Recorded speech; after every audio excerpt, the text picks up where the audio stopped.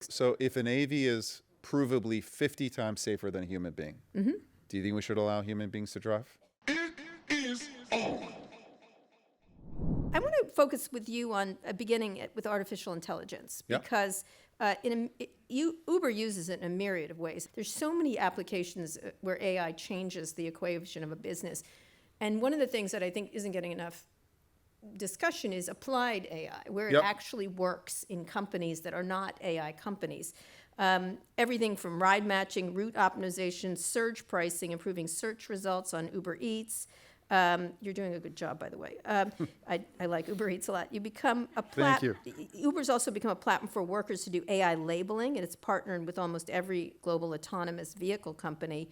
So are you an applied AI company or a company that uses a lot of AI? Because a lot of companies are trying to work their way through this issue. I mean, AI has been part of our genetics for a very, very long time. Now, AI is a big word, so in the time it was like deep learning or machine learning.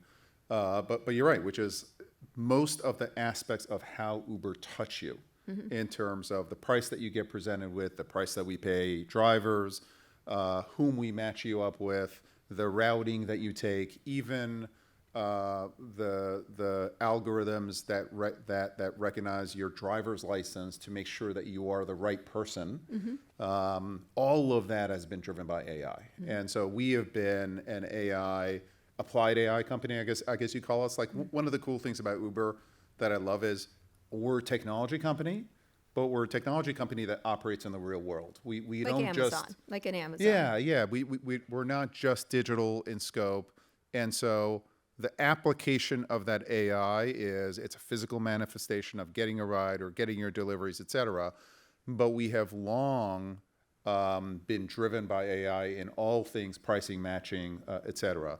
What's changed is, one is there are AI applications internally for our internal tools and systems and developer productivity. If you want to get into that, we can.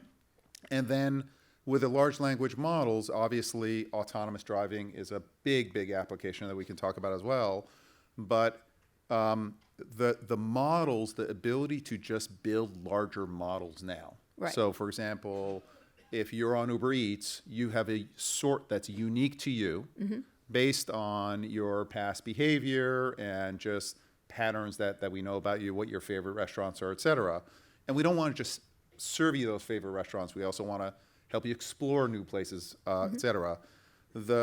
These models, as they get larger and as we get better silicon, are just getting more and more powerful and capable so that our everyday AI use cases that we used, all of that is getting Well, you're getting also more powerful. collecting enormous amounts of data, so you're in essence an LLM of itself because you have driver data, you have food data, you have interest data, you have all kinds of. Yes, we have a lot of data about how you live your life. We use that data essentially to improve the service for you so that we can be an everyday part of your service, whether you're going someplace or getting something. That's essentially what we do. So how do you think of the company's identity and relationship to AI companies? Because of course everyone's slapping an AI on their company to try to be an AI Yeah, company. it's a big word, but for me, it's like practically, how can we build better products that help us become a more of an, kind of easier, get to know you better, and we can essentially help grow the business, whether it's through more audience, higher frequency, our Uber One membership program, et cetera. So it affects every single part of our business.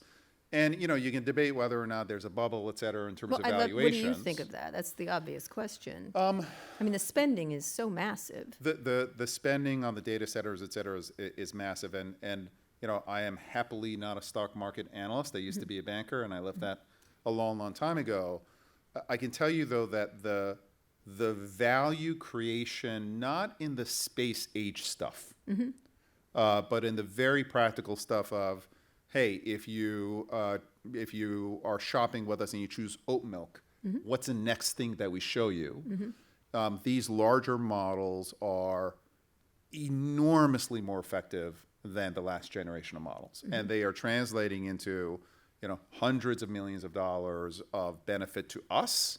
And so the spend for us in terms of AI has been well worth it and then some. Right, but you're not the one paying the data center, but you're sort of Well, you're we're paying a data center. Yes, we you are, use- but you're yeah. riding on their rails for the most part Correct, right now, which is correct. like you and Apple. There's other companies that are benefiting from the massive spending, but Yeah, not we- necessarily spending. We are not building the picks and shovels, but we're riding on top of that spend, absolutely. And the impact that we see on our business is very, very positive.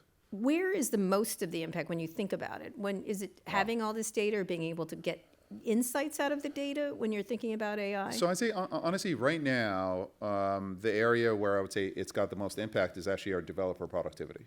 So 80, 90% of our developers, and they are by far the most expensive talent that we have in-house. They are using AI developer tools like Cursor and many others. But it's not just the developers and coding, but it's checking the code documentation, on call. We have hundreds of engineers that are on call, and we operate in 70 countries, 15,000 cities. Something is going wrong somewhere all the time. And so you need engineers to be on call all the time to fix the issues. And essentially now we have AI agents that are on call. And if there's something wrong, whereas previously the engineer had spent hours and hours, you got these calls together, 20 engineers, what's going on, where's it going on? These AI agents are constantly essentially looking at all of our systems, and then they come to our engineers with a hypothesis. Something went down here, pricing error, here's a hypothesis, and then the human can look over the shoulder of the AI agent. Does that and mean essentially- fewer people? Is that the? It could. Now, my I mean, I attitude in had this someone you and I both know well at a travel company saying, "Oh, I had 5,000 coders. Now I shall have 1,000 next year."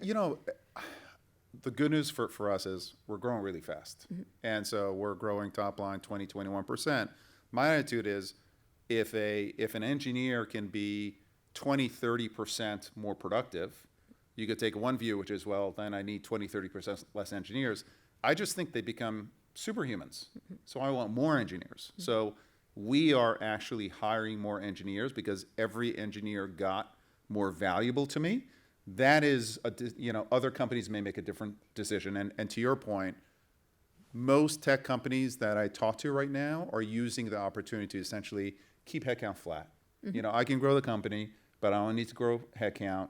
So basically margins increase. You see the technology margins are out of this world, and it's because people can do more with the same number of people. We're hiring So right where now. doesn't it work? So most companies are trying to figure this out. You've been Yeah. deep into AI, but I talk to a lot of non-tech companies, and they just buy it because they think they have to have it, and then they're like, I'm not using it. Our people aren't using it. We build it. Now I'll tell you, it can be hard. All right, so one example, and there's a little involved, but customer service is another area that we use AI for. We have hundreds of millions of customer service interactions, whether if you get your delivery late, et cetera. And we've automated some of that stuff. But when it gets to an agent, if you break down what an agent does, agent, first of all, has to understand, Kara called, is she a good customer or is she a fraudster? We have a lot of fraudsters. You're a great customer. Terrific. Good customer. She said that her delivery was 30 minutes late. That's your claim. The agent then goes against our own fact base. And, there was an order placed. There was a courier who delivered it. There was a restaurant who prepared it, said it's ready. Was it really 30 minutes late or not? Okay, it was 30 minutes late. Kara's a great customer. Based on that, what's our policy? Yeah, 30 minutes late, hey, you get your money back because you were one of our best customers. And then last is, how do we communicate that to you? Each of those elements, what kind of customer are you? What was the claim? Translate the claim into something that can be solved by logic. Compare that claim with a reality on the ground. Based on that reality on the ground and the claim, what is the policy that we have? And then how do I communicate that to my customer? All of that can be powered by AI. And essentially we will take a foundation model or a cheap Chinese open source model that's in the open source, and we will use those models to build all these solutions. And initially what we're doing is, for example, using that to empower the agent. And so the agent, instead of like doing all this work themselves, the AI agent goes and does all the work Right. and comes and says, Kara's a good customer. This is what she And claimed. it's working this on is- your data, so it's not going to hallucinate or anything else. It's Well, going to well, here's the thing, Okay. and this is where it gets hard. We thought this was going to be great, right? 5% of the time, give or take, the AI makes a mistake because they do hallucinate sometimes, and if they can't find the data, they'll make something up. So now what we have is the agents are reading the AI recommendation. They don't trust the AI recommendation, so they go do their own thing. So it So takes they're double. so as opposed to like saving time, it's actually the agents like kind of they're doing double work, and it was not a net benefit. So that's an example of our trying it not working. Now we are now going to more of a pure AI solution, which is actually having AI solve the problem. Oh. So they made mistakes before, so you'll give them the whole thing. It's actually interesting. So, we have customers. We are having them solve problems where the cost of a mistake isn't very high, Ah, I see. and then we will learn from that, and then And we eventually will it will get good. con- I say that to a lot Yeah, of people, but eventually. not a pure tech company can do what we're doing, which is like we're putting the work, figure it out, iterate. A traditional company is not going to go through because it is a journey. Right. This has taken over a year. And they don't know what to do about it. It's just very hard to actually translate this stuff into the real world. And what's funny is that the latest that we've had is if you ask the AI to follow rules, sometimes it makes mistakes. We're now kind of freeing the AI, and we're like, treat your customers well. Go check what's going on. We give them very general guidance, and that is turning out to have the best results Right. early on. So we actually throw away the rules, and we give them like, if you're a smart person, as a Kara, use your common sense. Here are some guidelines. Here's what I'm trying to do. The AI seems to be working really, really well there. So it's promising, but we do not have it figured out Until by it any kills you. means. So, no, I'm teasing.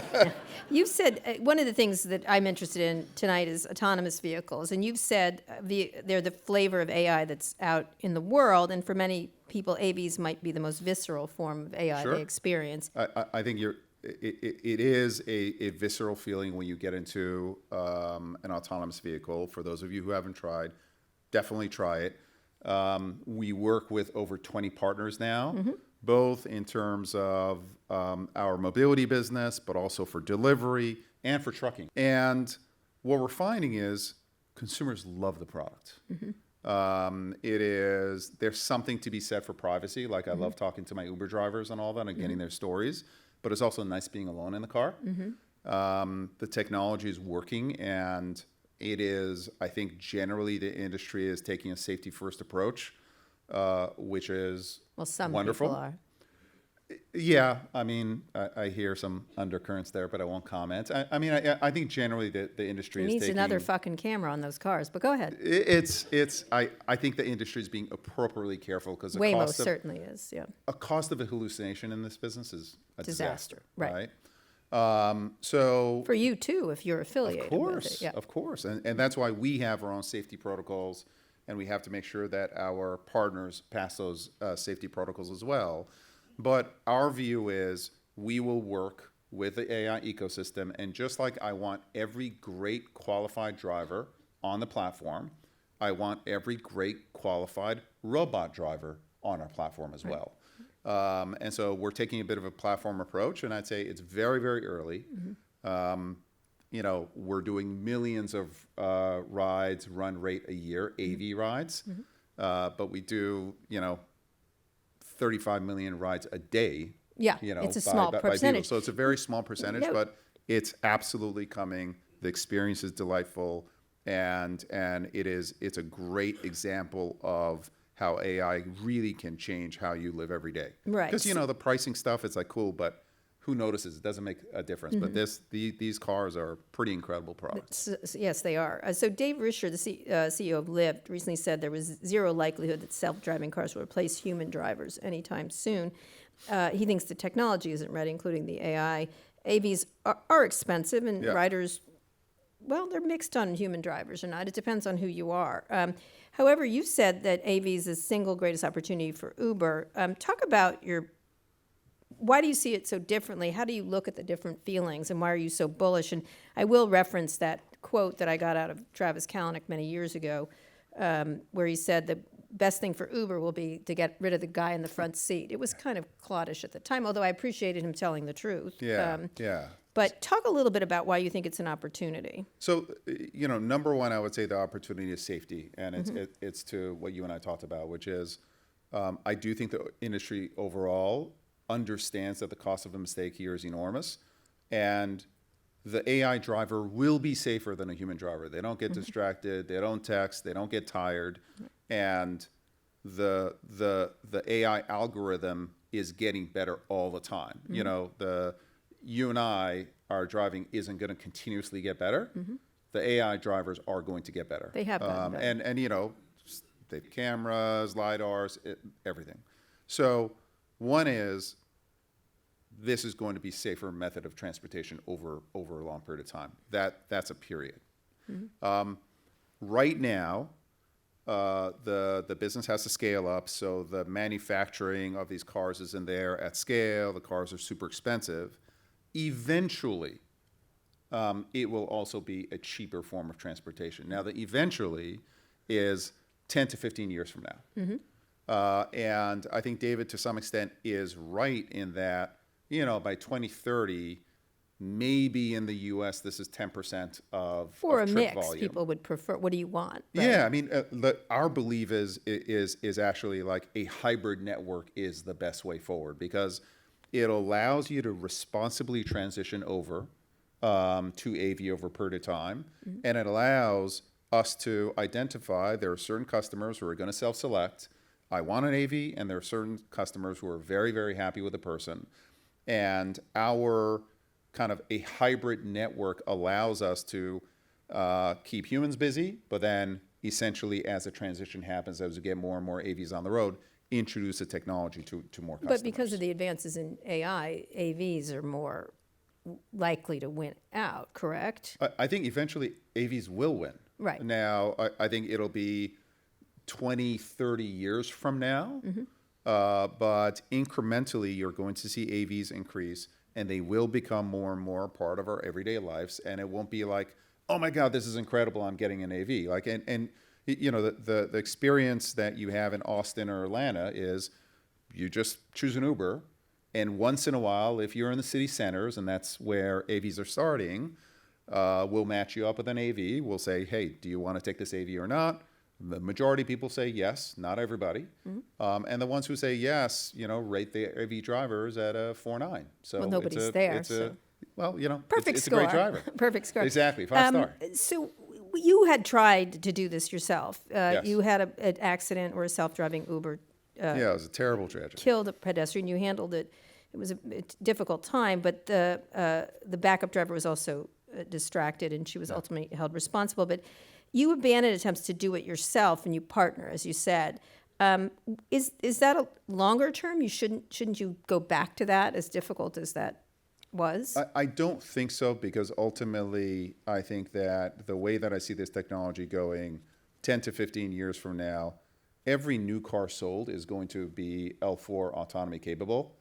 And I don't want to be in the car business. I don't want to be in the car manufacturing business. And there are many other companies that are developing this technology.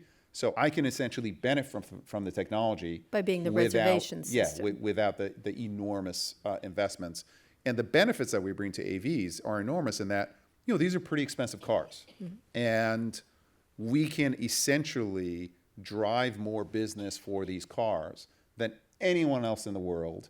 And we can launch into, 15,000 markets, assuming that the regulatory framework is there. Meaning Waymo's doing essentially this to instantly. make proof of concept is what they're doing. They have their own reservation system. But Yeah, I mean, and I would expect like a player like Waymo to, listen, it's a great brand.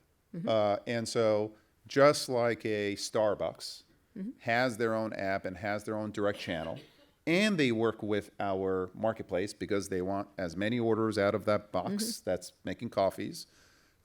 Any AV company is going to want to maximize the revenue of that box with wheels. But that doesn't mean that they're not going to have a direct channel. I fully expect Waymo to keep building their brand and hopefully work with us and continue to work with us, and we'll build our business together. And many other AV providers will do the same.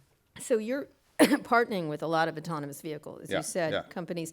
You have investments or collaborations with Aurora, Lucid, Stellantis, Pony AI. You're reportedly considering partnering with Travis Kalanick, Uber's controversial founder and ex-CEO, to help fund his bid for an American subsidiary of Pony AI, which is a Chinese AV firm.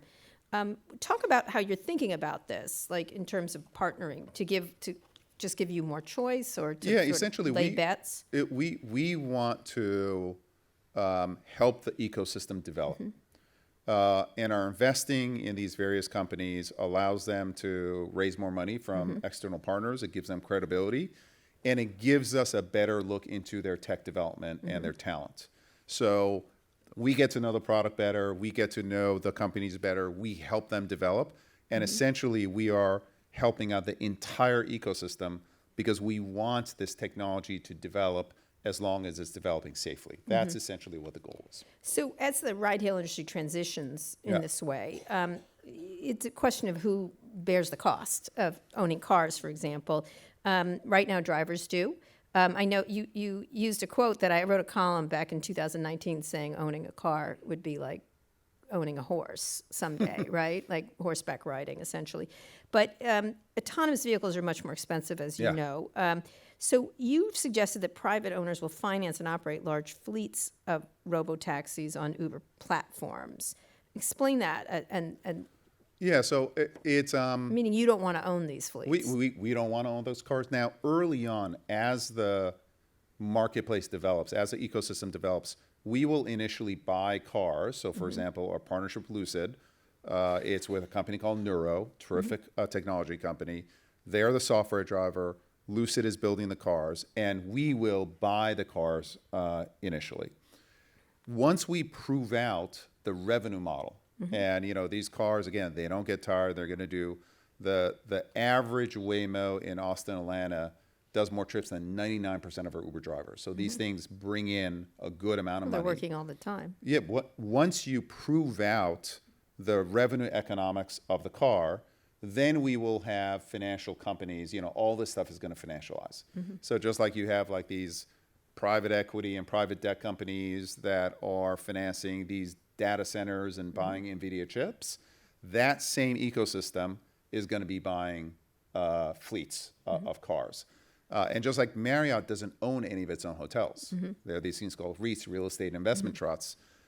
Same thing. You're going to have fleets essentially. So it's the benefit of Uber in that case. Yeah, and Uber brings demand to these, and these financial owners are, again, they're going to want to maximize the revenue from the car, and the way that you maximize revenue from the car is put it on the Uber ecosystem because we've got more demand than anyone else in the universe. So as with hotels, a bunch of dentists will own the cars, and then... it could be. Yeah, I mean, I do think that there will be it'll be big institutional players. And then I think in the suburbs, et cetera, it'll be smaller fleet operators who, they'll buy 10 cars, 5 cars, et cetera. And we actually now work with 15,000 fleet operators, large and small, who are, entrepreneurs in this business all over the place. So, many of those autonomous AV manufacturers have their own, as I said, ride-hail platforms.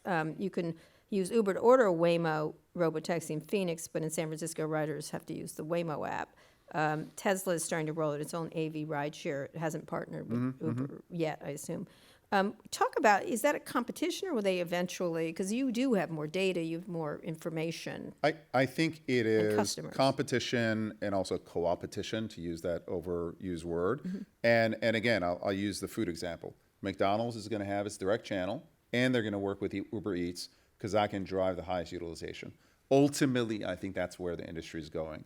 There may be some players like, that are tech only, that don't want to have a front end because they don't want to invest in a front end, and they will work directly with us. But I think you will have an ecosystem of some players who want to build a brand and want to work with us, and hopefully we'll have everybody work with us one way or the other. We'll see how it turns out. So one of the issues is obviously regulatory, including Yeah. around AI, privacy, safety, everything else. So every episode we get an expert to send a question for our guest, and for you, we got someone who knows Uber very well used to work for it. Let's play it. It's not Travis, don't worry. Hey, this is David Plouffe, and my question for Dara is this. When I was at Uber, so many of the discussions with elected officials and regulators in the beginning was about whether ride sharing should be permitted, and if so, how. Usually having to think through how you force it into regulations that permitted taxis that were decades old. But the best conversations were the ones that happened with city officials, state officials, leaders in countries who thought, okay, if we're going to have more people getting around their cities with ride sharing, how should we change? Should we reduce parking requirements for new construction? Should we think about how ride sharing connects to mass transit? So my question is, you think about the autonomous future where so much of the debate currently is still around whether to permit it and how. What do you think city leaders and state leaders and leaders of countries should be thinking about in terms of, parking requirements? Obviously, there's storage questions around these vehicles. How should we think about changing our public transportation system if more people are getting around using autonomous in addition to current ride-sharing options? So I'm just curious from a city design and vision standpoint, what you think the best approach is to really get the full power of this new technology. The issues that we are starting to talk to regulators around, and they're really good issues, are one is kind of accessibility. The other one is congestion. And I say that the last is the transition, all right? And just talking about each of them. Like very early on when, this is a little bit before my time, but I kind of came into it as well, when we were launching our service or expanding in various cities, there was this idea, and I think it's a really important idea, which is affordable transportation should be available to everybody. And the thing about taxis was, taxis like only serve city centers because that's where you have the most rides. And one of the magics of Uber is, because of the network, et cetera, we were able to serve the whole city, not just the middle of the city where the rich people live, but the outskirts, et cetera, and especially transportation deserts where there is no mass transit, et cetera. I think that's going to be one question and one dialogue that we're starting to have with, as it relates to rideshare and autonomous rideshare, which is, you see most of the AV players start in the high density areas where more wealthy people tend to live. Is that the right thing for society? Waymo is expanding into the peninsula. They haven't expanded into Oakland yet. Yeah. Is that the right decision or not? Right? Now, I can't make that decision for them, but those are, I think, important questions for society to ask. If this technology is going to be introduced, should it be for the next 5 years a wealthy person technology, or should it be made available to everybody? Because we already have built essentially density of both supply and demand in these areas, I understand it's going to be hard for an AV player to make a business work in kind of, let's say, less fortunate areas of a town. Because we have density there, we can actually do it affordably. So we think we have a lot to bring, not just to the AV players. If the prices remain low, meaning. Yeah, but we don't have many deadhead legs. We are very, very efficient in terms of matching the right driver, whether it's a robot or not, to you for your ride, to make sure that as much of the miles are spent with you paying, so to speak, which allows us to lower prices for everybody and allows us to have a service that doesn't just work, in DC Center, but in the outskirts as well. Which is where doesn't work in Chicago Center, but works in the South Side too. It makes sense for them to start there, like where It the money totally is. does, but So- we think we can help expand into other areas of town. The second is obviously congestion, which is the more the cars are driving around empty, looking for another ride, the more congestion there is in the city. And usually, as a service gets better, there's more demand for the service.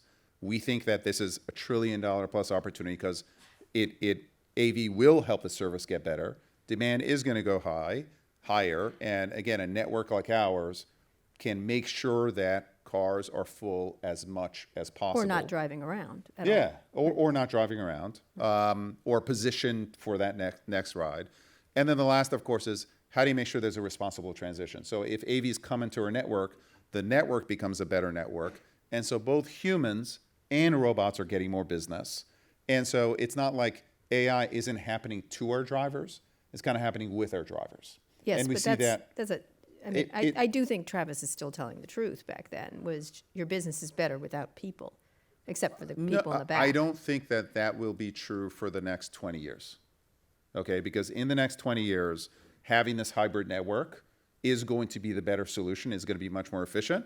I think 40 years from now, Yeah, I think that's we'll be right, in that because kind it'll of be safer, it'll be cheaper, and that is ultimately So better. one of the issues, of course, is environmental goals, which Uber and other companies everyone's far short of their stated environmental goals. You had pledged to reach 100% electric vehicles in 2030, and now it's 9% in North America. But you've discontinued EV bonuses for users, and emissions are higher. But, everybody's playing this game right now. Just today, Ford wrote down $19.5 billion investment in EVs. Slowing momentum for EVs. How is that going to affect it? And then after, Uber is, of course, profitable and growing rapidly, but you don't expect AVs to be profitable for a few years going forward. You said that. Because of the high costs. So talk about those two things where electric vehicles, even though there was an upsurge, is now at best. So there continues to be an upsurge in places like Europe, for example. And so we are pushing EV miles into Europe, and it's 15+% of the miles. That continues to work. The good news on AV is that AVs are EVs. So I actually think that the EV transition in the US, rest of the world, is going to get a big boost by AVs. So I do think that the EV transition is going to continue, but it definitely took a step back. It definitely took a step back, and the economics aren't working for Ford, and we have had to adjust our economics as well. But I do think that a higher and higher percentage of our fleet will continue to be EVs. They're actually it's a really good product. I don't know why it hasn't resonated with consumers in the US. It is definitely resonating with consumers in On Europe Uber, and Latin America, et cetera. And what about growing on Uber when they don't care what they get? We have Uber Green, and but consumers care. They say they're willing to pay more, but they won't pay more. They won't pay more. Now, what we do find with consumers is they're willing to pay with time. So an Uber Green ETA might be 6 minutes, and X ETA might be 4 minutes. They'll pay with their time, but they're not going to pay more for an Uber Green. All those minutes are a lie, just so you know. Everyone who's You just notice when we get it wrong. You only notice when you get it wrong. No. Those maps are We do bullshit. our best. Can you say those We do maps? our best. Just say those maps are bullshit. They're not bullshit, Kara. Those maps are bullshit. Hey, hold on. You were the one who told me we'd never get profitable, and we proved you wrong. Did I? Okay. Yes. I was wrong. It's a long time ago. Thank you. Did you just say you're wrong? Yes, I did. Wow. Can I remind you Can I get a pause for that? Thank you. I did get you your job, though. Why, thank you. You're welcome. I did. It's true, sir. I did call him and tell him he got his job. I know. It's crazy. He hadn't been called yet. She knew before I did. Go figure. That was an easy one. So you're right. No, you know why? Because you really believed in Uber Eats. So let's talk about that very quickly. But now you have sidewalk robots delivering food again. We got drones. The AI. Do you have drones yet? We're working with drone companies. Yeah, fly trucks. Like pretty Carol in Pluribus, like you're going to drop the food. I haven't watched that show. I've heard it's really cool. It's really cool. All right, It's I'll try really that. cool. She has a drone deliver her food all the time. I didn't know that. Okay. Yeah. So, but the idea of how do you balance innovation with concerns about walkability, livability? It's not hard to picture a dystopian comedy where lunch robots kill people. Well, okay, whatever. No, number one, I would say Uber Eats is an absolute star in our portfolio. Absolutely. Like it was 10% of our business when I took over. It's almost 50%. The team is doing a great job there. There isn't going to be, I think AV for mobility is clear because the first mile and last mile taken care of, like you walk to the car, you walk away from the car. With delivery, It's actually an amalgamation of solutions. So we have sidewalk robots for short deliveries within a mile and a half, but for a 3-mile delivery, it just doesn't work. For those 3-mile deliveries in urban destinations, we're probably going to have to use either AVs that go in bike lanes or go on the road as well so that they can get there faster. I'd say that is behind in terms like sidewalk robots are coming first. And then in suburbs, et cetera, it's going to be drones. And we are far from commercializing that technology. We're in the experimentation phase, but it'll be the 3 of those.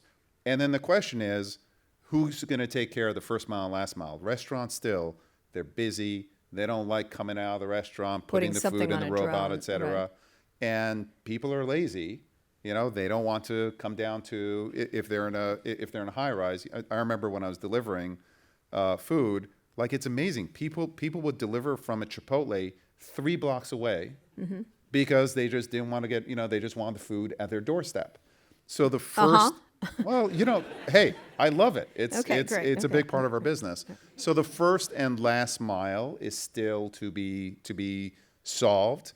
But I do think AV is also going to be a huge application as it relates to Eats. And I think our Eats business is ultimately potentially going to be bigger than a mobility Absolutely. business. Yeah. But that's, All right, so you're more of an Eats customer I'm than going a to look Rides this customer. up because I said cars weren't, Eats would. I'm now. I think I got under her skin. How All right. profitable are the cars? Not as profitable. Oh, no, it's more profitable. Right now it's more more profitable. profitable. Eats is growing faster, but the mobility business is the bigger profit generator. So earlier this year, one of the things when you're thinking about the combination of autopilot AVs and AI going forward, this year Tesla was ordered to pay over $240 million in a crash involving autopilot for its autopilot. It's a big number. Things can go wrong with them.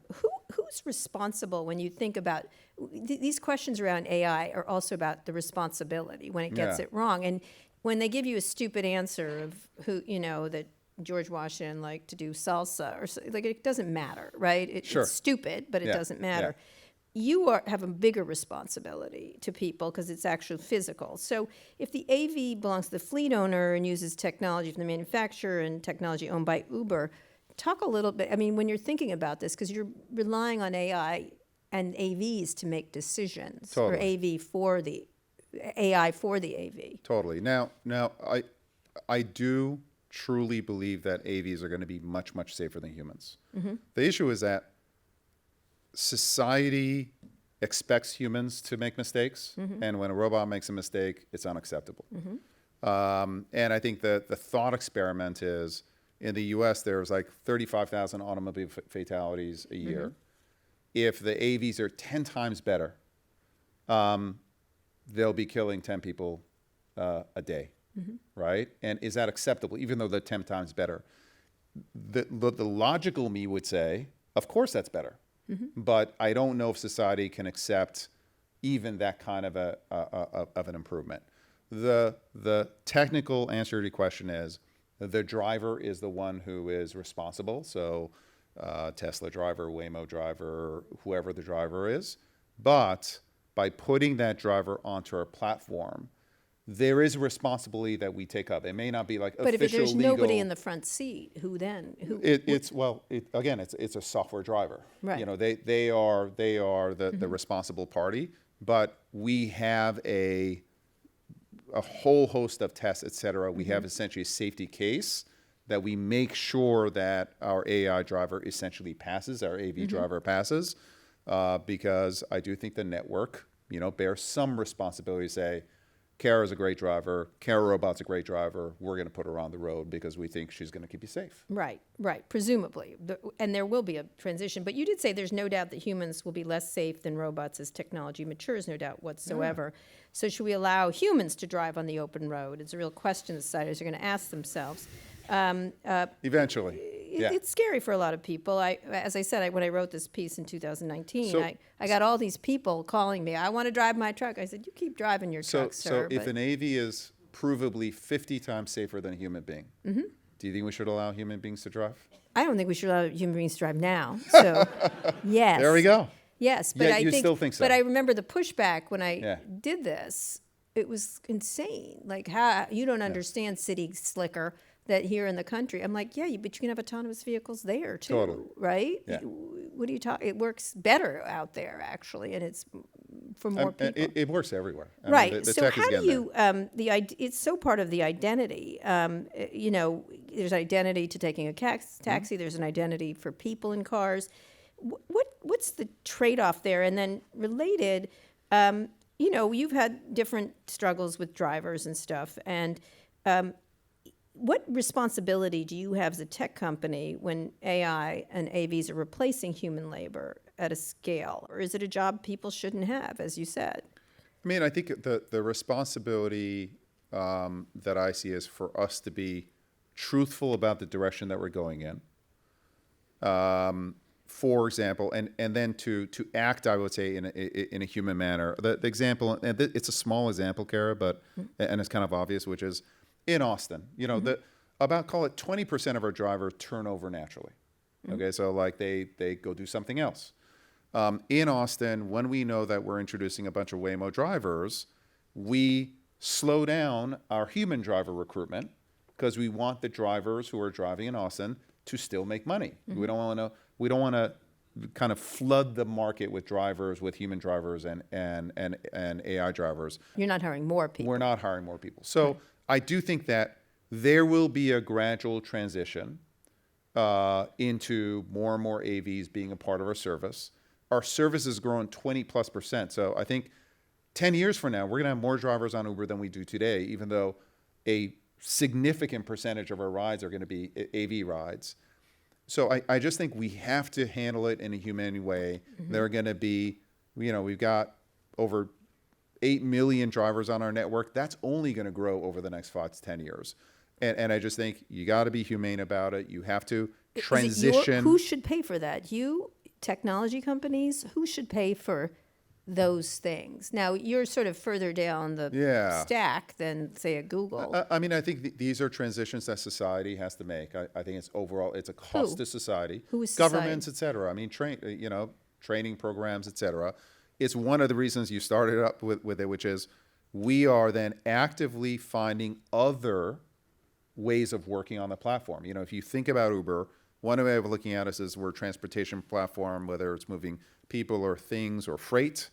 Other way of looking at us is we are the world's largest platform for flexible labor.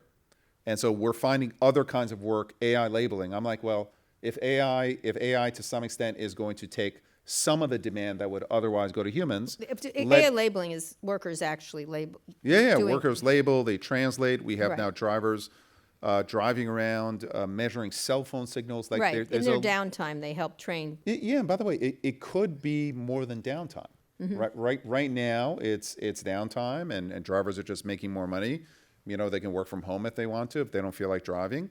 But eventually, kind of, we're building other forms of work to help, again, take some of this, some of the demand over and give them alternative ways of working. So 2 last questions.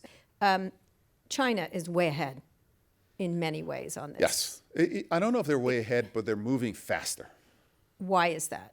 What's gone wrong I think, here? listen, China is a very entrepreneurial culture. They move fast. We work with, they're killing us on WeRide. EVs. What's that? They're killing us across the world on EVs, correct? And the China's bill of materials, their ability to manufacture AV-ready cars at a reasonable price is way ahead of the rest of the world. So if there's one area, I don't know if they're not better than we are in terms of the models today, but in terms of building these very sophisticated cars at a reasonable price, they are ahead. And that lead is growing. It's not across shrinking. the globe. Across the globe. So I think AV, obviously in the U.S., is safe from China if you want a Chinese competition. But we're working with a number of Chinese partners outside of the U.S. to bring this technology to bear in a really affordable way. You also have said 20 years from now, driving a car, like horseback riding. You can say I was right. But when we get there and we look back at this moment when autonomous vehicles are just starting to ramp up, what do you think we're getting right now, and what do you think we're getting wrong? You can start with wrong if you'd like. Right. Whichever. I think I don't know if it's wrong. I don't have a ready answer for it, which is the question that you asked, which is, job displacement and who's responsible. Like, we're doing what we can. Like, let's find other ways of work so that we're not part of the problem, so to speak. We are a solution. But if I've got 9 million plus drivers on our platform, and again, I think that number is going to grow over the next 10 years. When I fast forward 20, 30 years from now, that number is going to start coming down. And I'm not, at least today, I don't have a plan for other kinds of work for those 9 million plus. So I don't think we're getting it wrong. We just don't have an answer right now. And we have time, but we don't have all the time in the world. Mm-hmm. What we're getting right is, I just think it's taken like 20 plus years for this tech to be developed. This is not an overnight success, but it is a great, great product that will make the world safer, will make our streets safer, and I think it'll be great for our business. So, I'll take a win-win on that one. So what do you say to people who, and there's probably many here, I'm not getting in one of those fucking things. Don't. Then, Oh, come on. No, that's How would you that's a whole assuage them? point. That's the real selling point there. Don't get in our car. By the If way, they don't want to, we have lots of human drivers. I mean, I do think seriously, like, it should be up to the customer. right. I would tell you that most people who experience AVs love it. At first, for the first 5 minutes, they're amazed. And then, 7 minutes, they're texting, and it's just like being, Yeah, as you said. in any car. But you want to give them a choice. But we got it if you like him. We got it if you don't like him. But do you like it? Okay. All right. On that note, thank you very much. Thank you, very Dara. much. Thank you.